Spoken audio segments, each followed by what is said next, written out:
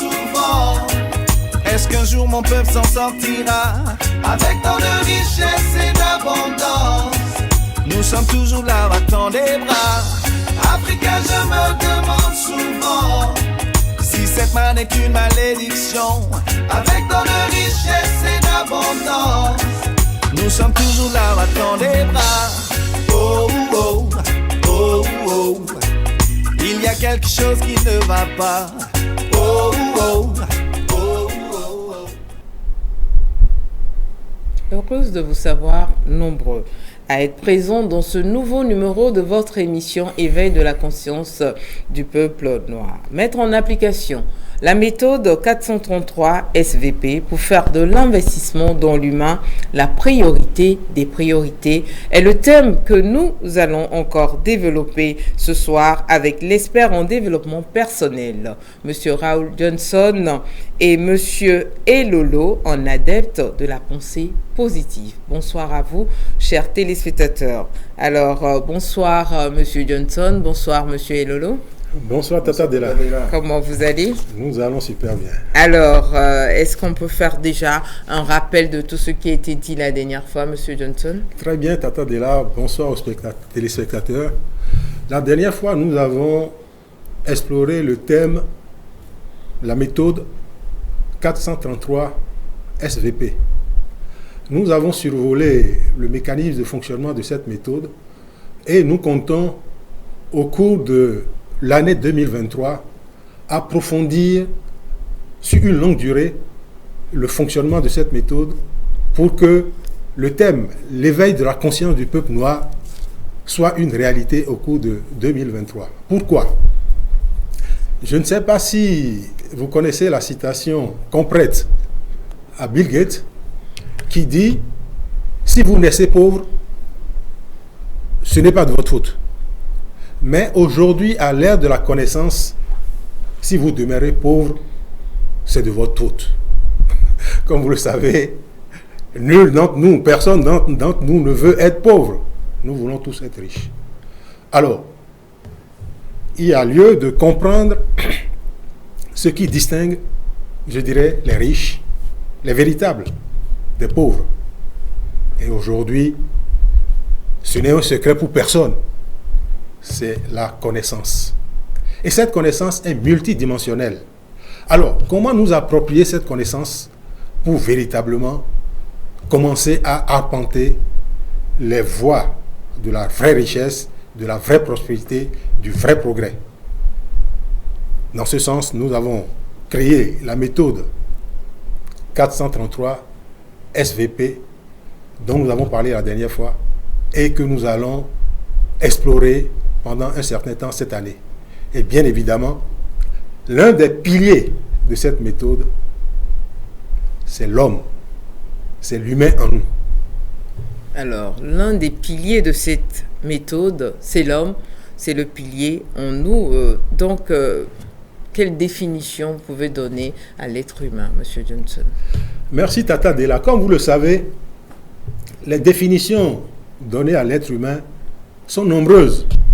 Depuis la nuit des temps, c'est un problème fondamental qui se pose à chaque être humain. Les philosophes ont réfléchi sur la question, les sages ont réfléchi, les religions ont réfléchi. Aujourd'hui, la science s'est saisie de la question et en parle de façon beaucoup plus rationnelle. Alors, qu'est-ce que l'être humain? Nous verrons que l'être humain est 4 penseurs en un. Il est un penseur primitif, il est un penseur humain, il est un penseur scientifique et il est un penseur universel. Alors, ces 4 penseurs ont 4 états de conscience différents. Et véritablement, c'est l'état de conscience qui fait l'homme. Parce que l'état de conscience de l'être humain constitue, je dirais, sa mémoire, constitue son savoir, son vouloir, son pouvoir, constitue ses pensées, ses sentiments, ses comportements, constitue ses connaissances, ses croyances, ses, je dirais, ses désirs, ses besoins. Donc, véritablement, cet état de conscience, avec cette mémoire, je dirais, se projette dans un univers de connaissances que nous ne percevons pas avec les yeux physiques, mais que nous pouvons percevoir aujourd'hui, je serais tenté de dire, avec les yeux de l'esprit qui sont les pensées, les sentiments. Alors, l'homme primitif, comment perçoit-il le monde intérieur qui est le monde de la connaissance? Voilà comment l'homme primitif perçoit le monde intérieur qui est le monde de la connaissance. Parce que le monde intérieur est en quelque sorte le monde invisible pour le commun des mortels. Mais quand vous commencez à acquérir un certain nombre de connaissances, vous commencez à voir dans le monde invisible comme je vous vois. Je suis en train de voir mes enfants à la maison, dans le monde invisible. Parce que j'ai eu le temps d'enregistrer un certain nombre de données qui me permettent de voir dans ce monde invisible. Vous prenez un mécanicien pour réparer un véhicule. Dès qu'il entend le bruit du moteur, il peut vous dire, attention, la bougie a un problème, il y a un tel problème. Il entend dans le monde invisible, dans son monde imaginaire, ou dans le monde spirituel, si je puis me permettre. Mais ce que nous pouvons dire également est que dans ce monde invisible, ce monde invisible est régi par des lois. Et si vous voyez, je dirais, si vous êtes aveugle dans ce monde invisible, les lois qui vont vous accompagner, qui vont vous guider, naturellement, ce seraient les lois de la jungle, quelque part. Les lois où tout est centré sur vous. Et bien évidemment, vos pensées ne peuvent pas se projeter très loin. Parce qu'en réalité, ce sont les pensées qui constituent les yeux de l'esprit dans cet univers. Le deuxième penseur, qui est le penseur émotionnel ou le penseur humain, comme nous l'avons souvent dit, il y a un humain en nous qui a un profil donné. L'humain perçoit le monde de la connaissance, parce que c'est de ça il s'agit, perçoit le monde spirituel avec des yeux, avec des pensées rouges qui sont un peu plus éclairées. Je ne dirais pas rouge, mais ça lui ressemble un peu. D'accord. Parce que l'humain est affectif.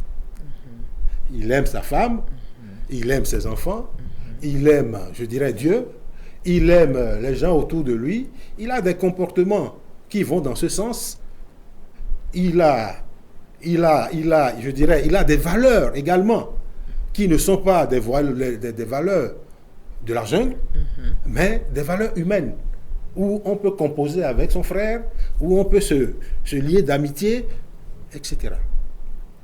Donc, bien évidemment, ses yeux dans le monde invisible lui permettent de voir un certain nombre de choses où il commence même à avoir une profonde estime de lui-même, parce qu'il se voit. Contrairement à l'homme primitif qui ne se voit pas. Lui, c'est ce qu'il a acquis à l'extérieur qui le préoccupe et c'est ça qu'il voit. L'homme, l'humain ou le penseur émotionnel commence à se voir, commence à voir, à chercher, à avoir, je dirais, de la confiance en lui, commence à chercher à organiser un peu sa survie par rapport aux membres de la communauté pour qu'ensemble, ils progressent.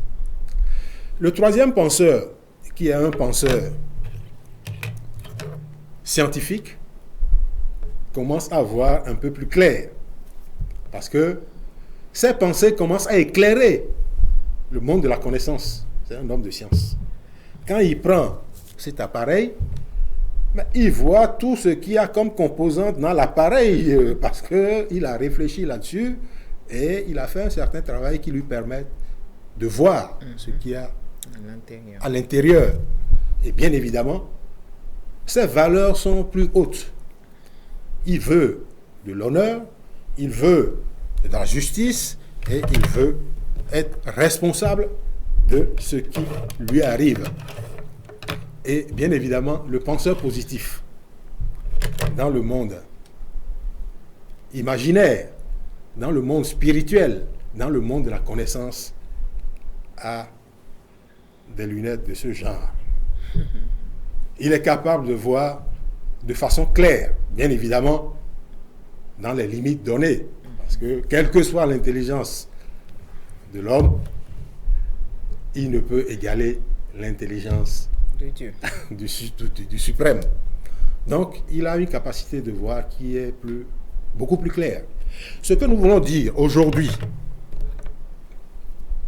il existe sur le marché, il existe dans le monde un certain nombre de méthodes, d'outils, de langage qui nous permettent de passer ces étapes de conscience. Entre autres, l'autosuggestion. L'autosuggestion qui est une méthode qui nous permet de dialoguer avec nous-mêmes. Si vous avez un langage, un dialogue intérieur avec vous qui est focalisé sur la méchanceté, le mensonge, le vol, la roubladisme, vous pouvez difficilement passer de l'être primitif à l'humain.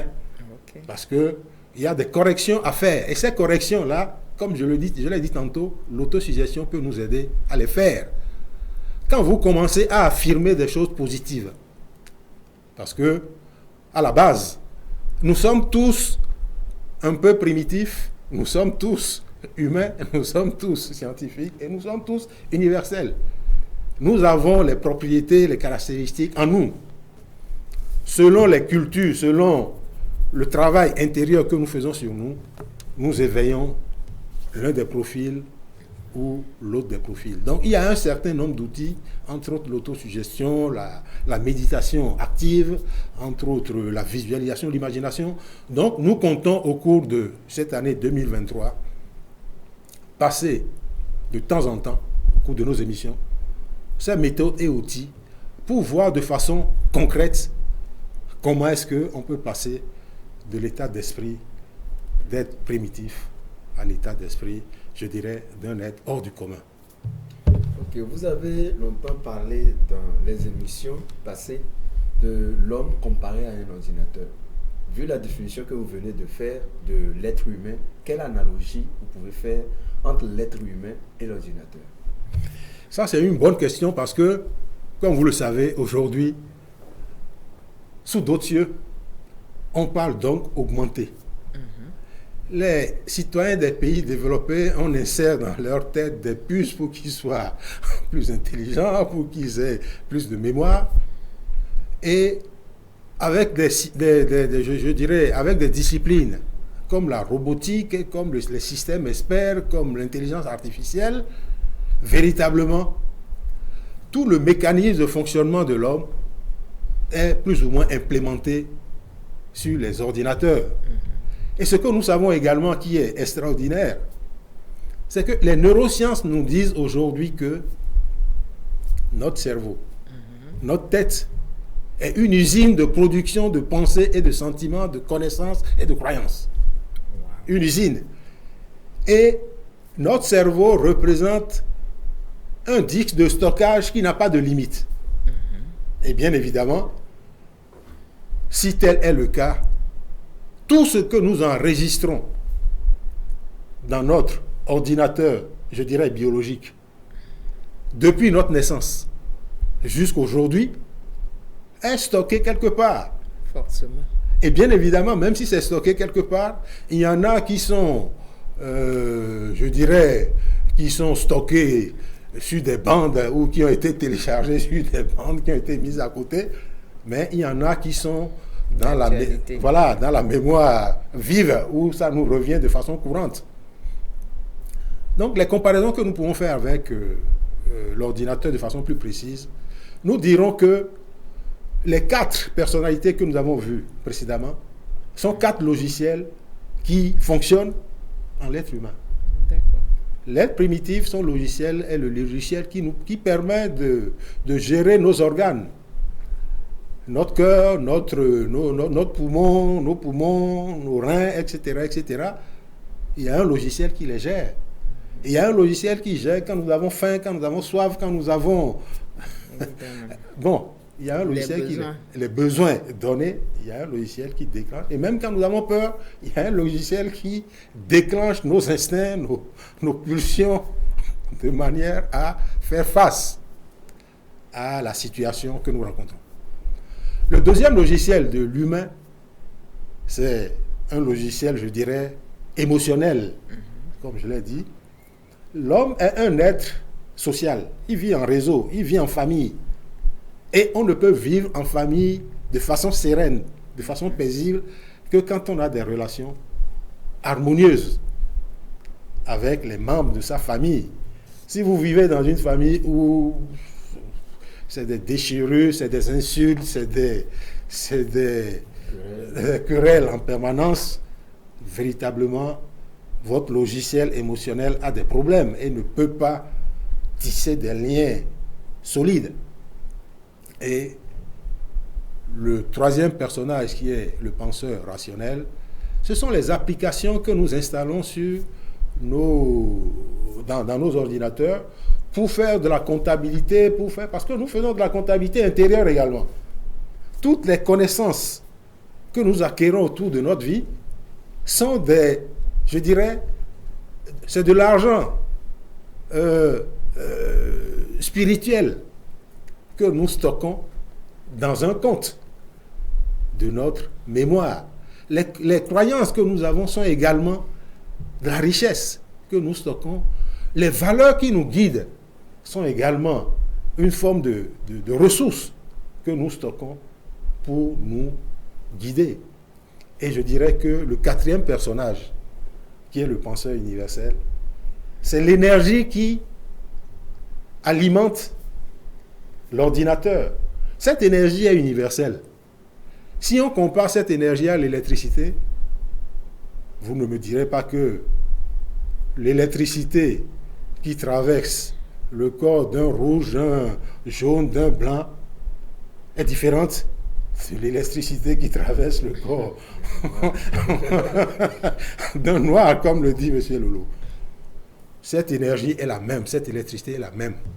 Ce qui change, c'est ce qu'on a stocké dans les mémoires, dans le savoir, dans le pouvoir, dans le vouloir de cet ordinateur humain. Ce qui compte, ce sont les pensées, ce sont les sentiments, ce sont les croyances, ce sont les expériences, c'est la culture qu'on a stockée.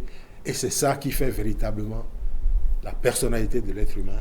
Et c'est ça qui fait véritablement la force, quand elle est positive, de l'être humain, ou qui fait la faiblesse, quand elle est négative, de l'être humain. Aujourd'hui, nous savons que nous pouvons travailler pour améliorer ce savoir, ce pouvoir, ce vouloir, de manière à ce que nous réussissons de manière plus probante. Nous créons de façon plus innovante. Et nous vivions dans une société de manière plus riche, plus épanouie, plus accomplissante. D'accord. Alors, pourrait-on établir des ressemblances entre l'être humain et l'être social? On parle d'être social, qu'on parle de famille, société, en tout. Absolument, absolument. Très bonne question également, parce que, en réalité, l'homme est la brique élémentaire de la société. Okay. Société qu'on peut voir comme la maison. Et l'homme, comme on l'a dit tantôt, est un ordinateur monoposte qui est intégré dans un réseau d'ordinateurs. Et les caractéristiques de l'ordinateur personnel, si je puis me permettre, de l'ordinateur portatif, est intégré dans un ordinateur plus large, l'ordinateur de la famille, ce qui fait qu'on retrouve pratiquement les mêmes ressemblances entre l'ordinateur personnel et l'ordinateur de famille en termes de logiciels, en termes de penseurs, en termes de base de données, en termes de mémoire, en termes de valeurs, parce qu'en réalité, c'est la même famille. C'est la même famille et la culture de l'individu lui est prodiguée par la famille. Par conséquent, comme le dirait l'autre, tel père, tel fils, telle mère, telle fille. Quand vous connaissez la mère et que la fille a grandi avec la mère, n'allez pas chercher loin. Vous connaissez plus ou moins la fille. Tata Dela. C'est exactement la même chose que... Donc, nous retrouvons les mêmes consciences de façon plus élargie chez les êtres sociaux comme la famille, la communauté, le pays, voire le continent. Donc, quand nous entendons souvent les gens dire, je m'excuse, l'Afrique est riche, l'Afrique a des ressources naturelles, les ressources dont nous avons besoin aujourd'hui pour promouvoir le développement, ce sont les ressources intérieures, pas seulement intellectuelles et émotionnelles et spirituelles. Okay. Parce que les seules ressources intellectuelles permettent de faire des phraseologies extraordinaires.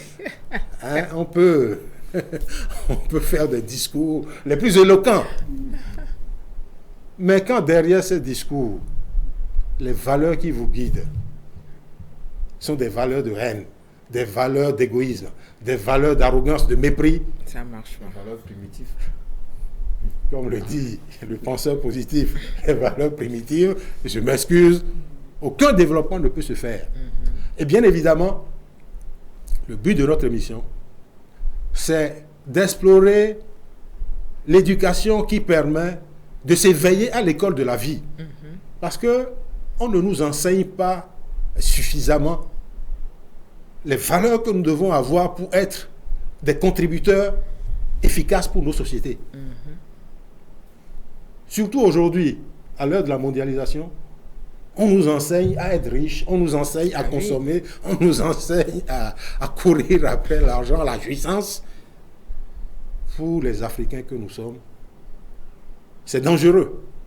C'est dangereux parce que si vous n'avez pas encore atteint un niveau donné, le niveau de l'être humain, parce qu'en réalité, l'humain a un profil donné, vous n'avez pas atteint ce niveau et que vous courez après les biens matériels, véritablement, vous allez non seulement vers votre chaos, mais il est possible que vous sacrifiez toute la communauté et c'est quand même dangereux. Et quel intérêt de ce thème pour les Africains du XXIe siècle, bien sûr? Aujourd'hui, notre prière est que dans les écoles, on commence à sensibiliser les maîtres, les enseignants, les élèves. Dans les familles, on commence à sensibiliser les parents, les enfants sur le pouvoir qui réside en eux. Il y a un pouvoir hors du commun qui réside en chaque être humain. Mais il y a un travail à faire pour faire éclore ce pouvoir. Ce travail se fait fondamentalement par l'enseignement de la pensée positive, par l'enseignement des valeurs positives, par l'enseignement des croyances positives. Et cet enseignement ne doit pas se limiter à la surface. Parce que, comme vous le savez, on a comparé l'homme tantôt à un ordinateur. Si vous n'enregistrez dans votre ordinateur que des connaissances encyclopédiques, comme je l'ai dit tantôt, quand il faut parler de Voltaire, de Molière, vous êtes un champion, mais quand il faut aider votre frère, on ne vous retrouve pas. Je m'excuse, c'est de la rigolade.